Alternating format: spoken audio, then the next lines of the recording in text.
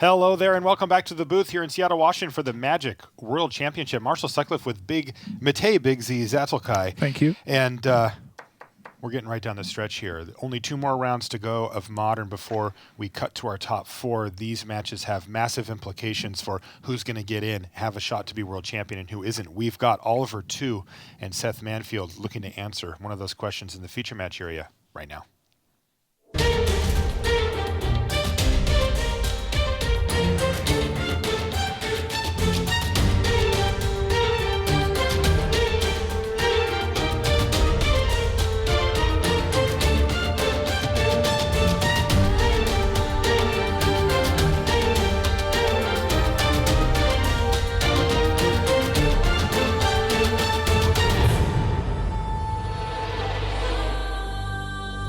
Hello and welcome to coverage of the Magic World Championship. I'm Marshall Sutcliffe in the booth with Matej Zatelkai, and we are ready for round 13 action. Matej, we are right down the stretch here. These matches have huge implications on our top 4. Let's take a look at our competitors in the feature match area. We have Seth Manfield. He's sitting on an 8-4 record playing Obzon here in Modern.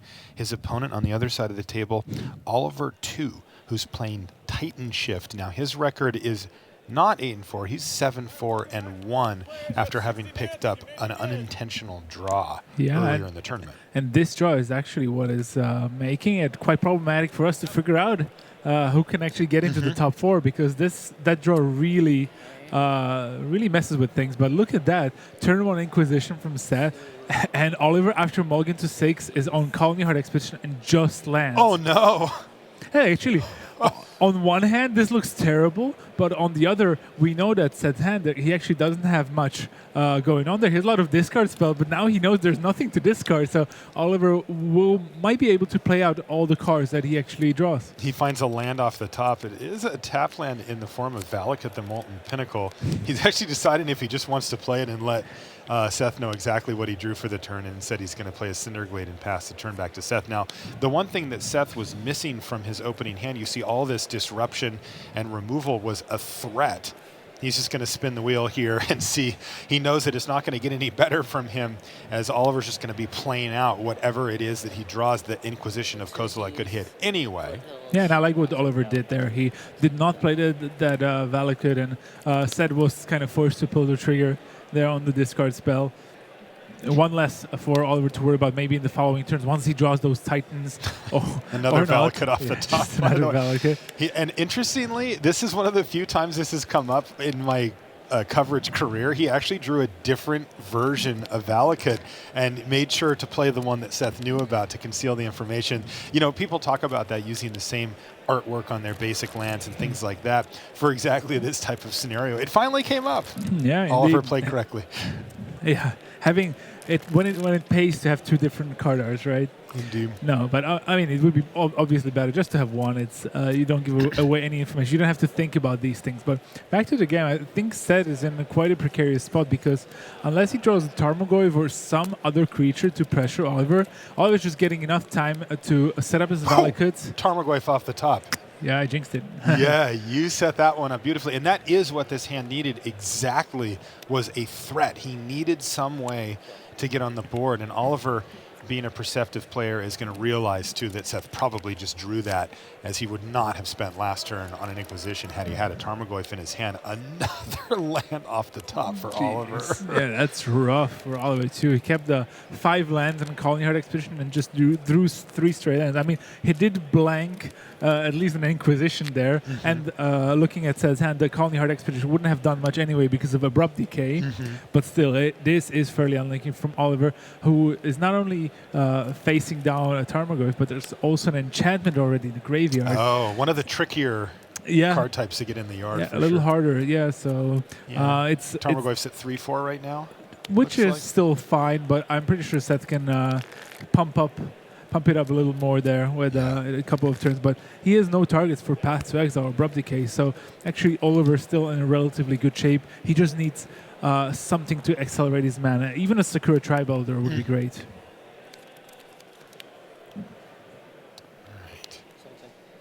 Tarmogoyf's going to hit for 3 and knock 2 down to 17 life.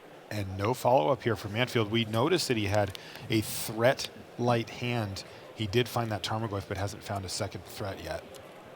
I think Oliver just drew an Anger of the Gods, which is basically like a blank, especially on this board. Might be useful if Seth plays out a Lingering Souls or something similar. He just seems to have some path to exile. Let's see what he drew for this turn. Oh, Liliana of the Veil. All right, so at least he has more stuff to discard. He does. Yeah, but this will enable actually Seth to get an instant in his graveyard. He plus the Liliana so that he can easily discard an Abrupt Decay or Path to Exile to it. So that's going to grow the Tarmogoyf to a 4/5 at least.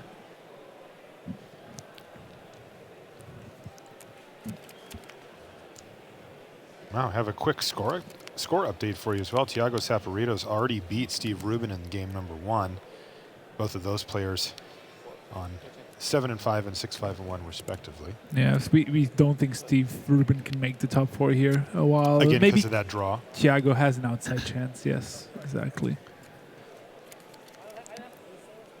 So interesting enough, Seth decided to discard the Abrupt Decay there rather than the Path to Exile. 1 mana removal was usually better, especially against stuff like you want to keep your paths against Primeval Titan because that can come out of Oliver too fairly soon. Who just plays the land. He still has that Anger of the Gods in his hand. I think he just drew another land here.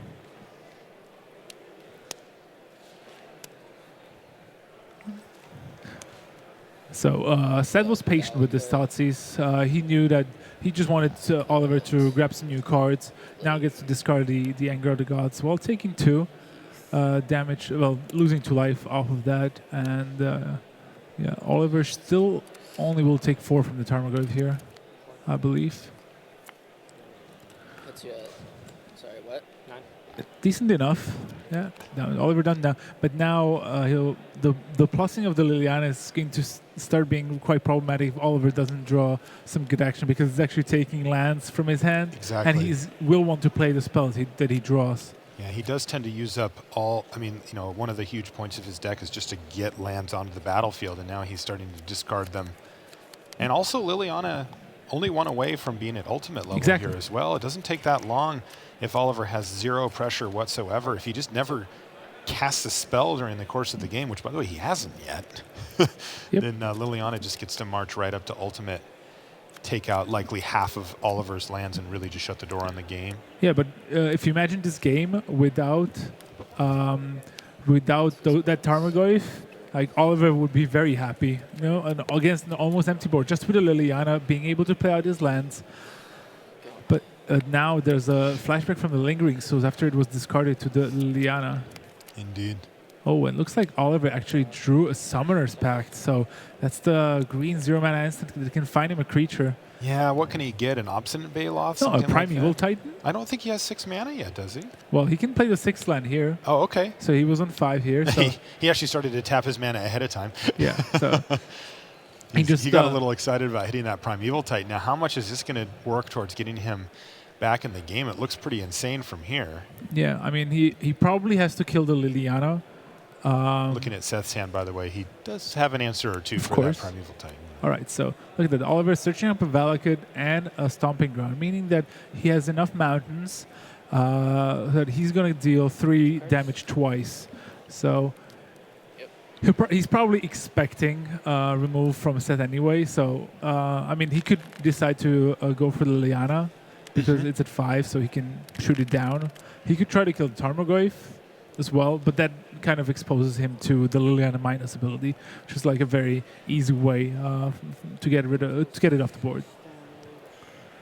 So you can see Oliver is actually deciding, like, what do I want to do here? 6 to Lily. Yeah. All right, so Liliana is going to be the recipient of 6 damage there. And this play is really good because healing the Liliana is great because if Seth actually uses Path to Exile here, Oliver gets to find a mountain and deal 6 damage to, well, as he chooses. And he could actually kill the Tarmogoyf, even though it grew now up to, I think it's still only a 5/6, right? I think it's a 5/6 even with the Planeswalker. Yeah, instant sorcery. There's no creatures. They're checking right now as well, by the way. Let's get a count. So I don't see a creature in the graveyard. Kind of strange, but that is the case. Yeah, it usually doesn't happen.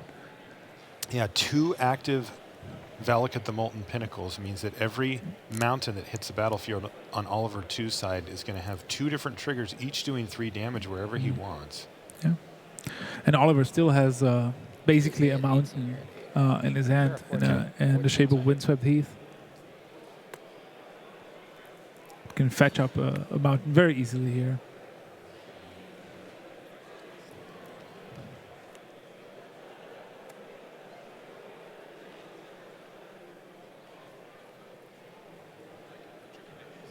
Seth decided to attack here. He's Well, not going to. He's trying to get the maybe to try to get the Tarmogoyf in the bin. No, that doesn't make much sense.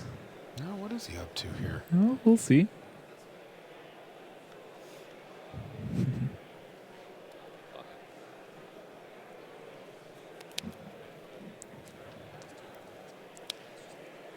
Right. Okay, he's gonna. Okay, post block, he's going to go ahead and path the Titan. That does mean that the Tarmogoyf's not getting in for any damage this turn, though. Yeah, and Oliver might be able to, might want to shoot down those flying spirits here. Yeah. I think that Oliver has 6 damage to play with here. yeah, it's interesting because it's still a creature hasn't hit the graveyard, so I think Seth is just trying to maximize the damage in a way. Now he's forcing Oliver to decide if he wants to go for the Tarmogoyf that is not dealing damage this turn, or to kill the 1/1 flies, which are dealing damage. It's kind of interesting, isn't it? So Oliver, No, I'll deal. you can hear him. What? Nobody's done anything. All right, I'll deal. Look at that. Seth being all tricksy. I'll deal 3 to a spirit 3/2. 3 to a spirit 3. Wow, so 3 interesting. to a spirit token to save a life, and then he's actually going to hit Seth down to 11. I think the plan for Oliver is to hit a ramp spell here and just kill Seth outright. Yes. Yeah. So he has a Windswept in his hand, which can fetch out a mountain, and then That's like 6 damage. that's 6. So one more, like a Sakura Tri-Belder or a Search for Tomorrow, would be able to fetch out another mountain, 6 more damage. That would mean that he would finish off the game here. Even Primeval Titan's out. He found Search for Tomorrow. Yeah, Wait and a that second. should be it. Oh, no, wait. Never mind. Okay. So Yeah, he was He paying. did had pay paid- for his pact. That's what that 4 mana is tapped for. And there it is, Search for Tomorrow. He can search up a mountain.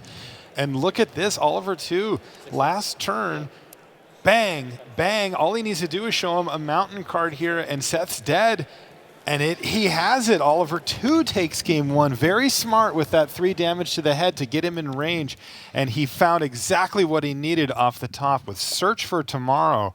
And Oliver 2 sneaks away with that first game. Remember, this is the game where he had 5 lands in his hand to start off with. We'll be back right after these messages. Optimism, innovation, and the spirit of creativity fill these pages, lavishly illustrated with the award-winning art of Magic the Gathering. Welcome to Kaladesh, a vibrant, beautiful plane where anything is possible. Join the heroic planeswalkers of the Gatewatch as they explore the Inventor's Fair, and let your imagination soar alongside thopters and airships crafted by the best artificers in the multiverse. Up your game with Ultra Pro Magic the Gathering accessories. Find the best Magic art on card sleeves, deck boxes, playmats, and more. Visit ultrapro.com to learn more and find a retailer near you. And welcome back to the feature match area here in Seattle. We're at PAX, huge gaming convention that happens every year here in Seattle. And we're at the Paramount Theater, absolutely gorgeous setting to hold a Magic tournament. I have to say it's probably the most stunning setup we've ever had for our feature match area down there. Why don't we jump over to one of our side tables here while our main table's taking care of sideboarding and such. We've got Tiago Saporito versus Steve Rubin. I mentioned a minute ago that Saporito was off to a very quick start, having already won game 1 against Steve Rubin, and now we find ourselves into game 2. Now, we had the standings here as well. What are the standings for these players right now? Yeah, well, the main thing that we just got information about is that Marcio Carvalho and Brian Brown decided to draw. So that means they both wanted to lock up that slot in top 8. I expected them to play, but they did draw. So we think Into the top 4. Top 4, yeah. So I think they're locked in. So we're going to see them tomorrow. they will still get to play one more round, and we'll see who is it going to be against. Sure. Of course, because there's even Lucas Blahan playing Shota Yasuoka. We think the winner there will be very close to a top 4 berth. Both players sitting at 8-4 in that match, and I will tell you that Lucas is who's up a game by the way in that match already. Yes. Interesting. And then Seth Manfield and Oliver too. That's a little more interesting because Seth is on 24 points, but Oliver only on 22. So Oliver definitely needs the 2 wins in a row. Okay. 2 for 2, as they say. We've got a Thought Not Seer here now for Steve Rubin, which gives you a pretty good idea of what deck he's on. It looks like Thiago Saporito is resolving a collective brutality. Indeed. Just finds an engineer explosive and a reality smasher, which probably doesn't bode well. But if he has a path to exile, he could still be, okay shape. Okay. Well, he's passed a turn back to Rubin. Ooh, Steve also drew an Ancient Stirrings this turn. It's going to be really good on the next ones. Ooh, look at that note path from Thiago Saporito. Yeah, he does not have it, so this is going to be really big trouble for him as he just took 9 damage in that one attack step from Steve Rubin. All right, so there's the path. Now if Thiago has a Liliana of the well, it could be quite decent there. Right back into it, finds a path to exile right in time. He was going to be down to 2 if he didn't. Yeah, but now he gets a card off the Thought Not Seer, so maybe something like Liliana or another path that could work. He has plenty of removal in his deck. 2. Okay, it's a Tarmogoyf. Now, of course, the burning question is it bigger? Is it a 5/6 Tarmogoyf? It doesn't look like it from here. It's hard to see, though. Yeah, I see a land sorcery right now. instant. There was a fulminated major creature as well, so 4 or 5. 4 or 5 at least. Maybe And it there's is a one 4 more or hidden 5. there. No, so the little die up there Okay, that you see from 4 or 5. Thiago is how those 2 players are kind of Well, agreed to keep track of it that way. yeah. How nice of them. Yeah, there's the Ancient Stirrings that you mentioned just a moment ago, Matej. I think there's Looking to another find more reality action. smasher. Ouch. Yeah, Steve might just go for that smasher and get in for 10. Cards? Only 1 card in hand for Thiago. You see why Steve Rubin's asking about that, because he knows that he's going to need not only a removal spell that can kill something with 5 toughness, but also an additional card in hand to discard to it. I wouldn't be shocked at all with Rubin at 16 to see him just take the smasher and get to smashing, and that's what he's done.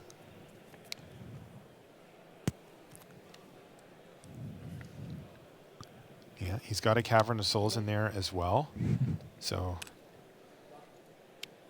he's got plenty of colorless mana available for this Reality Smasher, especially with the Brushlands, and bang! 10 damage, and this is just going to be a chump block from Saporito. He's still going to take 5 in this exchange, and how does he get out of this? Damnation? Yeah, I mean, we saw Damnation coming from him from his sideboard. So that's definitely something he can draw. He's slowly peeling. I think he saw an Inquisition of Kozilek, and that means game 3 between these 2 players.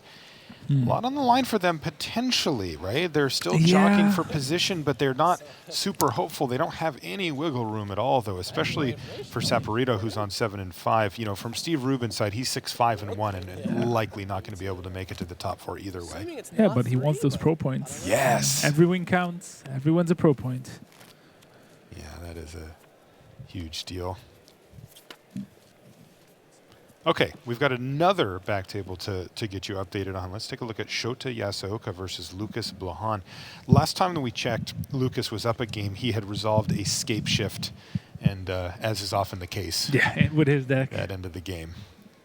And his hand is looking decent there. Even as Shota does take a remand here, Lucas just drew a Search for Tomorrow, which is very nice. It sets him up for the following turns nicely.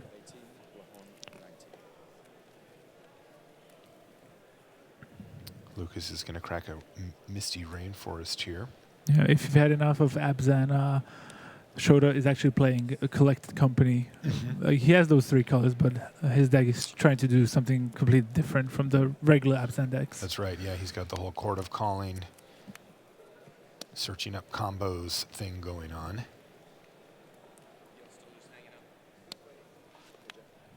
His hand doesn't seem that well. It seems like he has mulligan because I saw Spellskate in his hand, but Saw it doesn't that have too. that many other cards.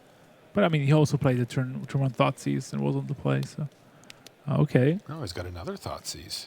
interesting.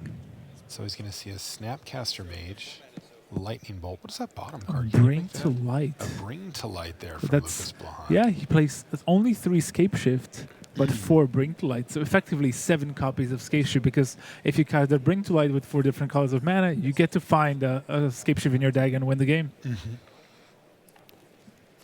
So we see the Search for Tomorrow tick down 1. Uh-oh, no land there for Shota. That was super rough for Shota here because Shota knows that Lucas has a Snapcaster Mage. So what Lucas can do, either sit on the Snapcaster Mage for remand, Yes. or maybe Snapcaster Mage on the Search for Tomorrow if he wants to develop his mana further.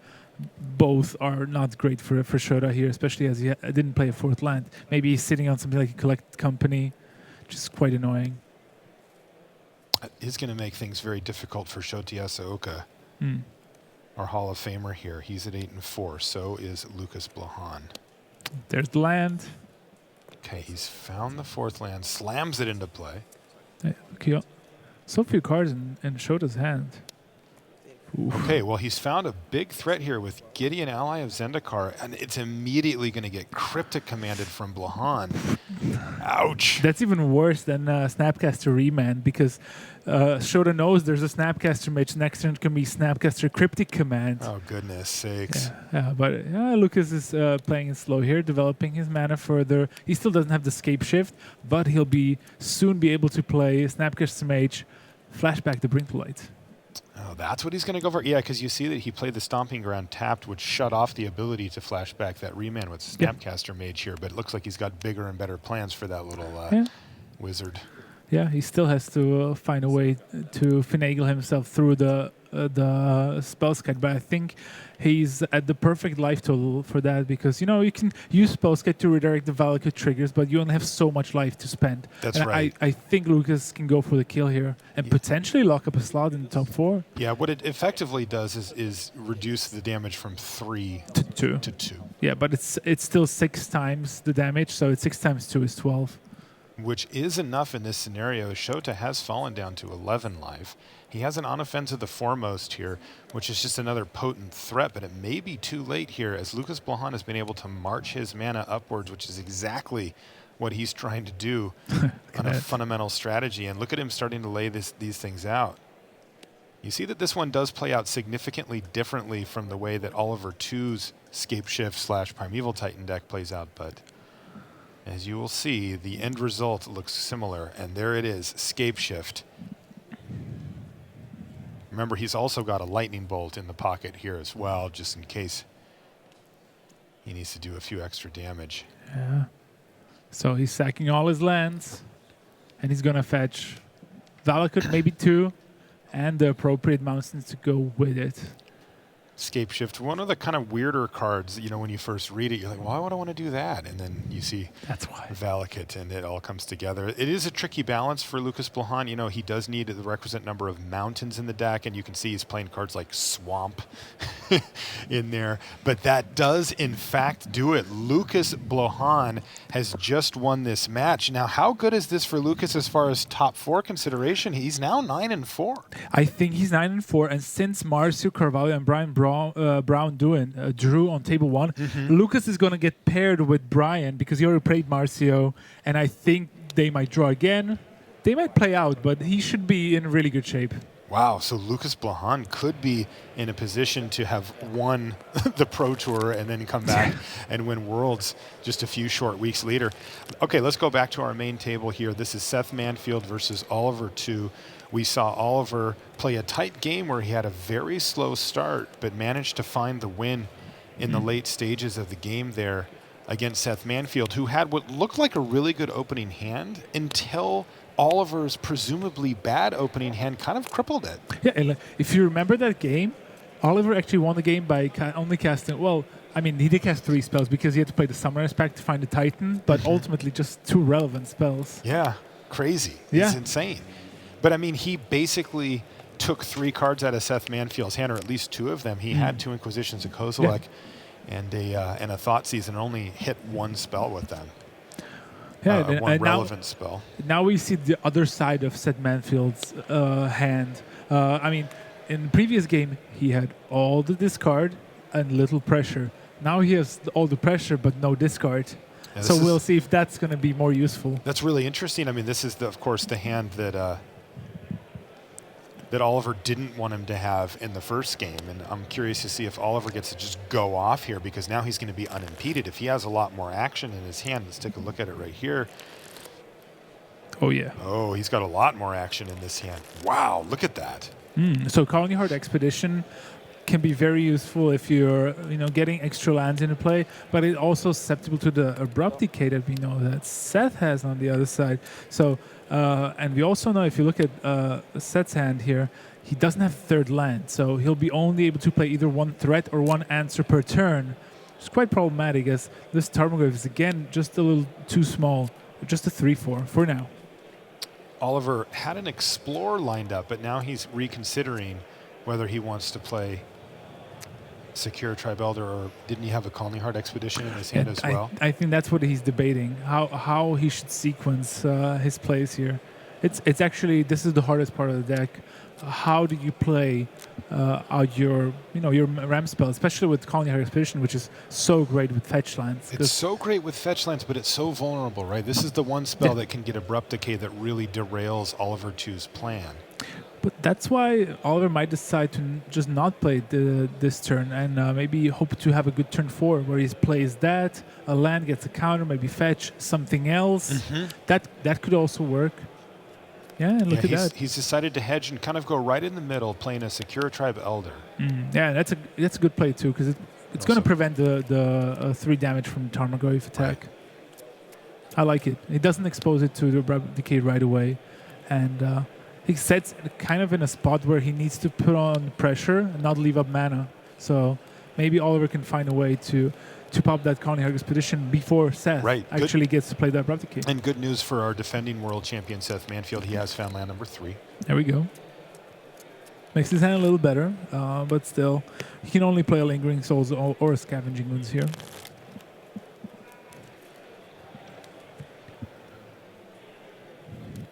Seth has also taken a bit of a beating from his mana base here. He's at 13. And that's, the magic number for these Escape Shift deck is 18 life, because Valakut and 6 mountains means that's 18 damage off of Escape Shift.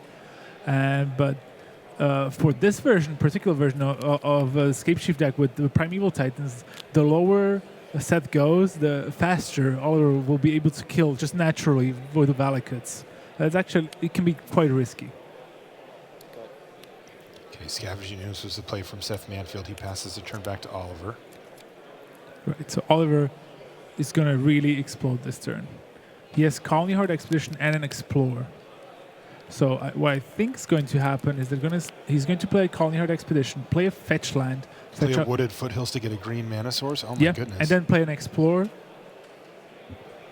Oh, no, he's actually going for a Search for Tomorrow. Looks like. Yeah, I think, he played a Search for Tomorrow. Interesting.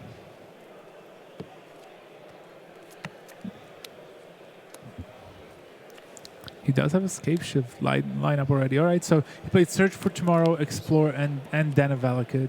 He probably didn't want another green source that is not a mountain, because now he's already at 4 mountains himself. Plus, he's at 6 mana, so if he just untaps, 4/5. He can untap and just Escape Shift for the win. If Seth doesn't have an answer. Yeah, and even if Seth has something like a Thoughtseize, you can see that 2's also found a Primeval Titan in hand as well. Yeah, that was a good draw too. Yeah, very nice. You can see 2 maybe shifted his game plan a little bit from last turn and is now setting himself up for this very next turn, either Escape Shift or a Primeval Titan, depending on what Manfield's life total ends up being at. Yeah, apparently there was a mistake. He doesn't have Escape Shift in his hand. It's another Search for Tomorrow, so that was fixed. So only has the Primeval Titan to rely on now. But look at that. Seth did draw Liliana, but not a Thoughtseize. And he doesn't even have an answer to the Titan itself. So while Oliver is taking, I think, 6 damage here. You're at 13. Oh yeah, 7 then. 7 with the +1/+1 counter on the scavenging ooze. So down to 13 goes Oliver too. That's a big hit. Seth going to go for Lingering Souls. He is. But this is going to be prime time here. Titan is going to hit the battlefield. There's also a freshly drawn Explorer off the top there for Oliver. Look at that. Oh, Seth must be, feeling a rock inside his stomach as he sees Oliver lining up so much mana. Yeah, you can see Seth is like, well, I know what's coming. Yeah. He hasn't actually seen it, I don't believe, but he is going to be keenly aware of the opportunity here for Oliver. And I'm just wondering if Oliver, once he plays the Primeval Titan, if he just doesn't go for face here. That is a big question. It's very difficult for Seth to get Oliver from 13 to dead here. I don't think it's a consideration from Oliver's perspective while he's at 13 life. He did take 7 last turn, but how the heck is, So I think he's going to go for 2 mountains here. Oh, wait, no. He fetched up another Valakut. Okay, so he's setting up for next turn. Okay, no, I think he can do it now. 2, 3. No, he's setting up for. Yeah, he has a fetch line now, so that's going to be his 6th mountain. Yep. So he has 6 damage to play around with here, and then also he gets to untap next turn with an Explore and a search for tomorrow in his hand. Yeah. And so try to he can try to go for the kill. The problem for Seth is that he only has 3 mana, so Seth can either answer the Primeval Titan or maybe try to do something with Oliver's hand if he draws anything. Yeah, that's tough because he has the Liliana of the Veil in his hand, so he can cast it and make Oliver sacrifice the Primeval Titan, which probably is just necessary. Yeah, right? exactly. Like dead on board style. He has to do it. Even if he drew a land for the Siege Rhino, leaving that Primeval Titan on board is just not a good idea. But Oliver is going for the mountain right away, so he's going to get that Scavenging Ooze off the table as well as the Spirit. So dude, things looking very good here for Oliver too. It's going to be still interesting because Seth can minus the Liliana now, kill the Primeval Titan, swing for 5, which is not bad, and if he draws the land, he also has a Siege Rhino, so he potentially has a 2-turn clock. But if Oliver draws another Ram spell, Escape Shift, a Titan, Summoner's Pact, anything like it, this game is over. And he has 2 shots at it thanks to that Explorer in his hand. He can just also draw 2 lands realistically, but he's shooting for 12 in that case. Yeah, Seth just above that at 14 life. 3, 4, yep. Okay, so this is a huge turn for Oliver too. Let's see what he finds. He finds a mountain off the top. Not bad. It is kind of the name of the game for him. He'd like a way to get multiple mountains into play, and he does have that. He has so many outs. It was an engineered explosives. I think that's one of the few cards in his deck that actually does not win him the game. Do anything.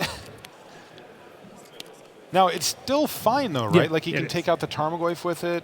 Exactly. He can go. He can just shoot for 12 in his face. So if Oliver 2 decides, he sees the Liliana, he knows that he's going to get low on cards here. So what he can do actually, maybe play Mountain, put Seth down to 8, play Search for Tomorrow, put Seth down to 2, and then play out the Engineered Explosives for 2 to threaten to kill Tarmogoyf, which should set him up nicely for the following turn, just to kill him with anything. Yeah, it leaves Seth Manfield with just a Spirit token as far as attackers go. Yeah, Oliver could also kill the Spirit if he wanted to. Kill 60. Another update from our back table, by the way. Steve Rubin at 6-5-1 just defeated Thiago Saporito 2-1, effectively knocking Thiago out of contention here at 7-6 now. And there is that Engineered Explosives. He did exactly how you described it, Matej. And Oliver really only scheduled to take a single damage this turn, and any mountain, any way to find a mountain off the top of his library kills him. There are very few cards left in his deck that don't just kill Manfield. Yeah.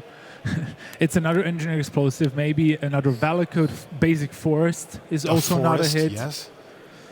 So there's a lot of cards. Now, the good news for Oliver as well, though, is that it looks like, depending on what Seth plays here, Oliver may even get 2 rips at it. If Seth has a big threat, then he won't. Yeah, but now look, Seth found an untapped land, so he went down to 1. Now he's able to play Siege Rhino, put Oliver down to 3, himself up to 4, which is not that relevant. But No, at but least Seth he's presenting lethal. Yeah, he's presenting lethal for the following turn. If Okay. Oliver 2 bricks here, Seth 1. Can Oliver 2 find himself a mountain or a way to find a mountain off the top of his library? He needs to do it right now. If he does, he will win. It's an explorer. He gets to sweat a little longer. And it is. He's found a land. It's a windswept heath, and all he has to do is find a land, and that does it. Oliver, Wow. 2 defeats Seth Manfield, improves to 8-4-1, still with that draw on his record, but he's going to be in the thick of it for the top 4 conversation as we move on to the next round. Wow. And it's going to be tough for Seth now, who's now 8-5 to defend his championship. Yeah, I think there is an outside shot depending how next round is paired, but it's still going to be tough. Okay, well, it looks like we're going to go check in on JC Tao and Luis Scott Vargas. Now, both of these players are 7-5. JC's had a bit of a tough run here, down to 7-5 after a really great start on day 1. Luis also has picked up a loss today and a win. He beat Mike Sigris last round and lost to Tiago in the opening modern round today. Again, these players are in a situation where if they win this round and the next, they are in the conversation for top 4, but it's not looking good necessarily. No, exactly. That's it's really hard for us to really predict what's going to happen because it really depends on how players decide to draw. Marcio and Brian Brown they did draw this round, which surprised me at least. I figured they would play and draw the following round. So by them also drawing, it will depend on how players get paired against each other, how nice they want to be to each other, and saying like, okay, let's just draw into the top 4 here. Maybe try to eliminate another player because a friend is playing for top 4. So there's a lot of variables going on there.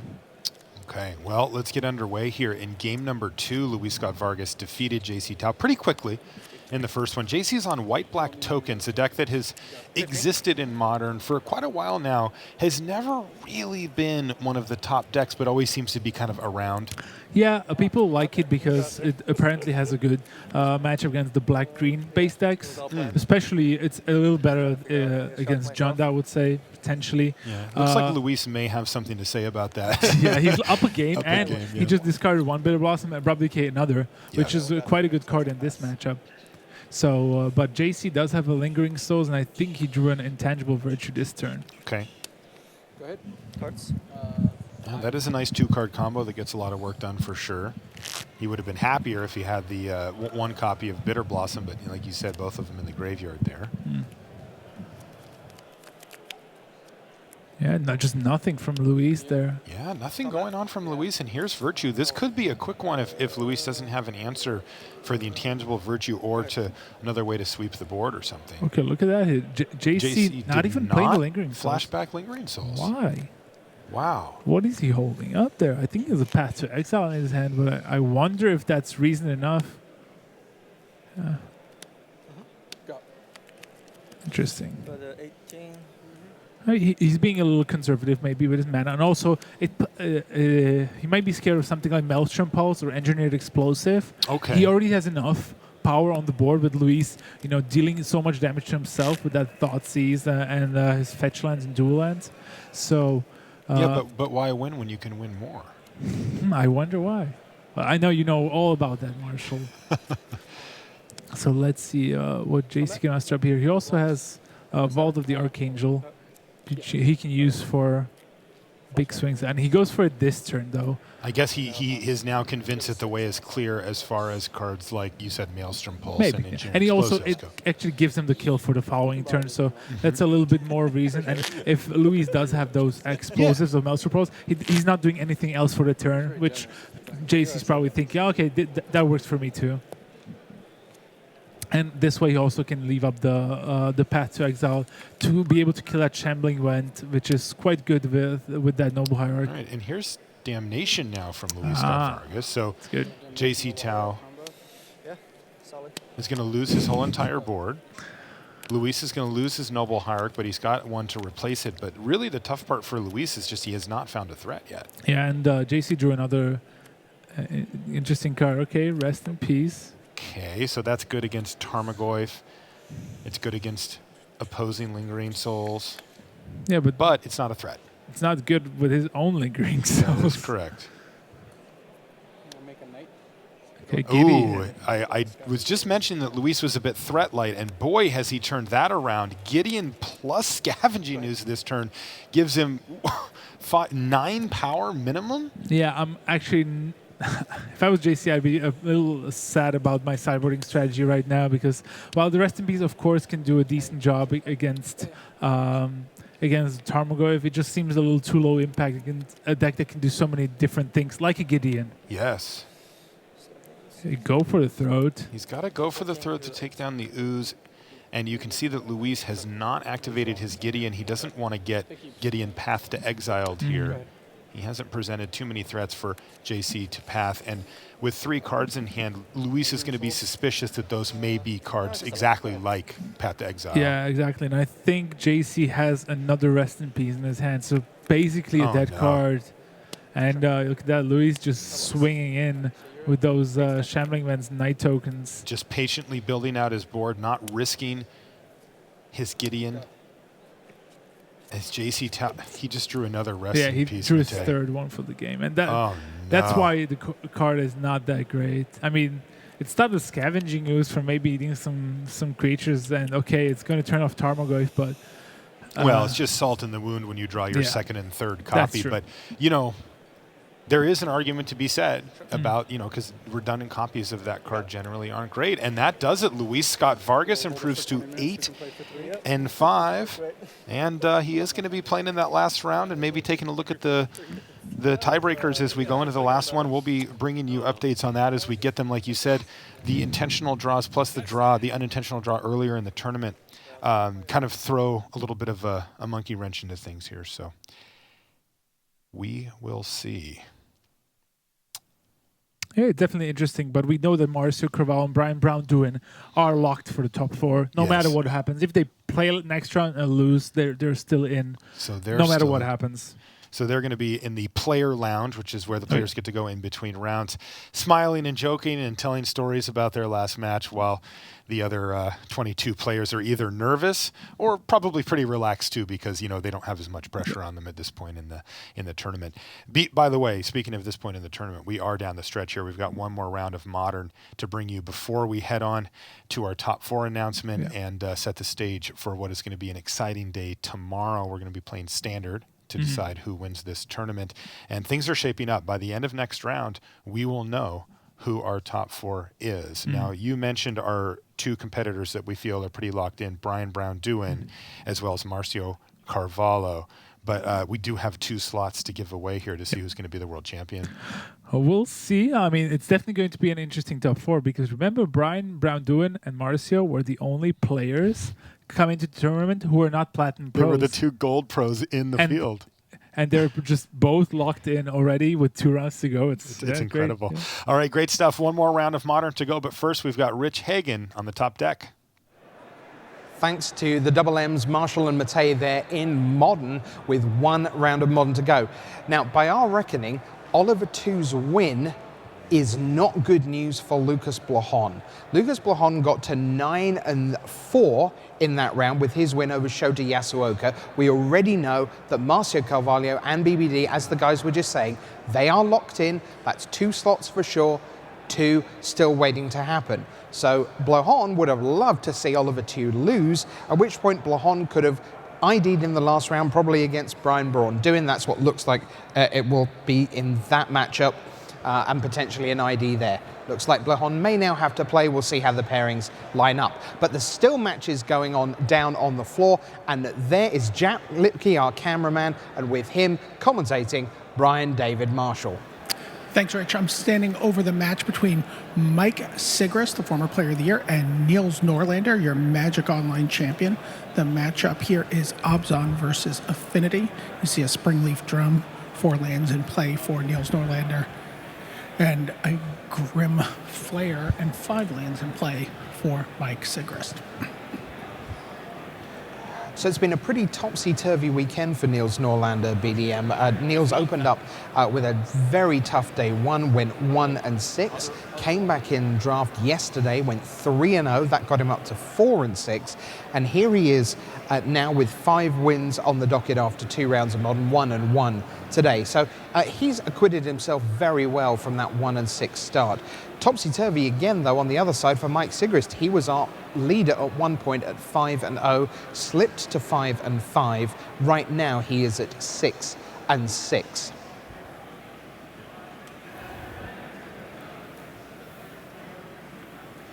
Okay, you see a back half of a Lingering Souls has come down for Mike Sigrist.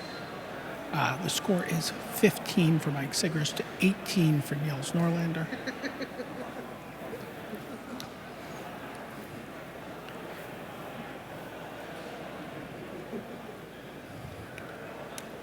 And there's a Vault Scourge is the lone creature for Norlander.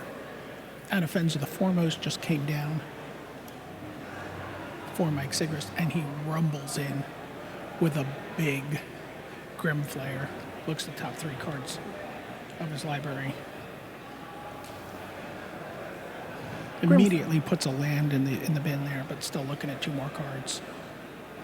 Yeah, Grim Flare has been a real big player in the sort of new version of Modern, and we're certainly seeing it to good advantage here. Score is 15 for Mike Sigrist and 14 for Niels Norlander. You can just see in the background there's one other match still going. That is Yuya Watanabe against Brad Nelson. They're both on 5 wins right now. Best they could do, the winner there has a chance of a 500 record at 7-7, currently at 5-7, the pair of those.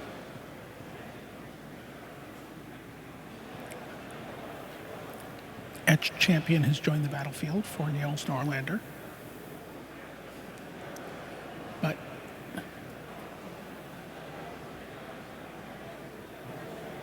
in comes Anafenza and Grim Flare. Anafenza puts a counter on the Grim Flare.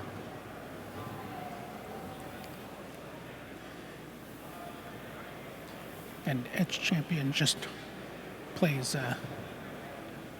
presents a little bump for Niels. Vault Scourge gets Path to Exiled. Oh, that's miserable news.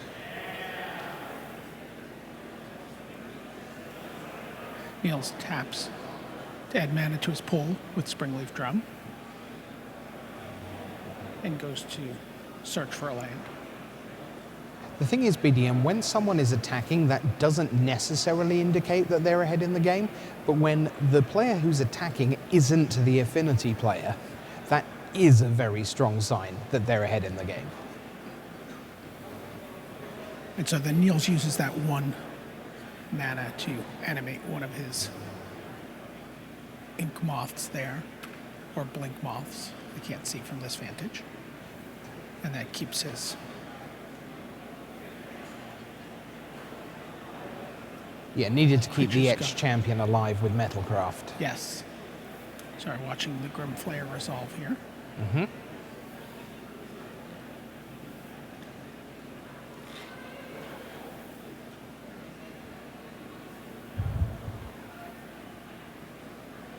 Score is 15-9-4 in favor of Mike Sigrist.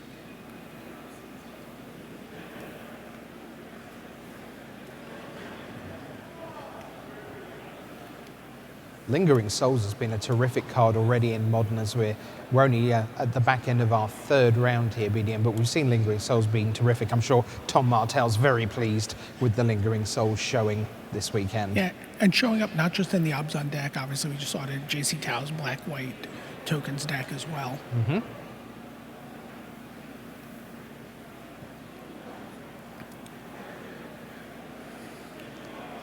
Both of these players just, really scrapping for that very precious pro point at this time in the tournament. And you can tell no matches have been Nord. Here comes a Mox. And Niels reluctantly passes the turn back. He is hell-bent. Stony Silence comes down for Mike Sigrist. That was one of the cards that was on top of his deck that he was looking at with the Grim Flare. Kind of floating it there until he wanted to. So to there's draw a it. handshake there. Still one match to go down on the floor, which is Yuya Watanabe against Brad Nelson. As we head on round, you see Megan Wolf there and Jared Silver, Andre Strasky in the background. Judging at the table, Ricky Hayashi. And this is a match between two former Player of the Years here. You have Yuya Watanabe and Brad Nelson. Brad Nelson, of course, the winner of that famous Player of the Year playoff at Pro Tour Paris. Ended the year in a dead heat with Guillaume Matignon. And the two players had to play it out in a special, one-of-a-kind tournament that we've never seen the likes of again. That was the playoff where Guillaume Matignon sideboarded into multiple training drones. It was an interesting time.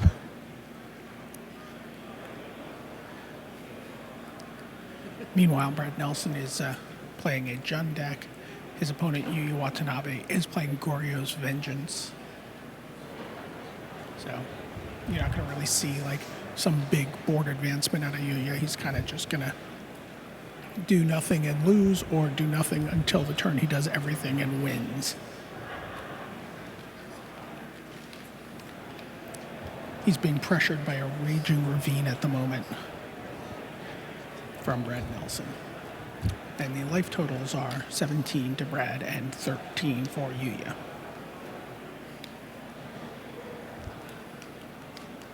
If you're wondering at home what they're playing for in terms of this single pro point that the winner gets, just to give you a sense, at Pro Tour Eldritch Moon in Sydney, there were multiple matches where the winner was able to attain gold or platinum status for this season, and where the loser was not.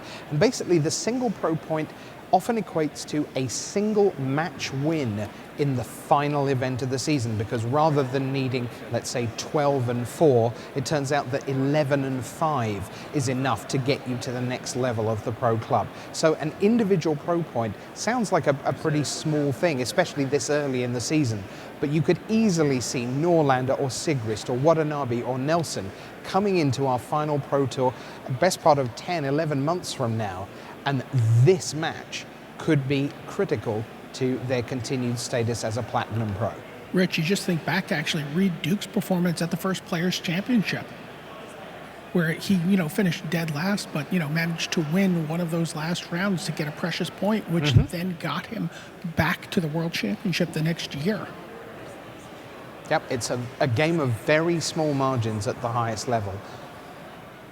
And these guys are going to be pretty fatigued as well, because even though we only had 3 rounds yesterday and only 4 rounds today, just because every single round is like a top 8 of a Pro Tour, or a Pro Tour final indeed, there really is a lot of wear and tear on the mind at the Magic the Gathering World Championship. Meanwhile, Yuya Watanabe has fallen to 4 life here from this attack from a Grim Flare and a Raging Ravine that now has 2 +1/+1 counters on it.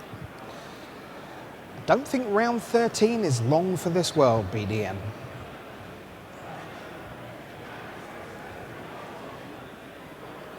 Brad looking at the top 3 cards of his library.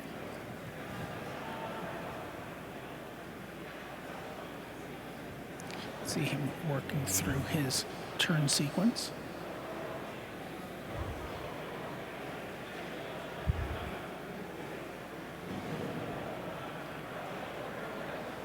Ultimately decides to bin all 3 cards.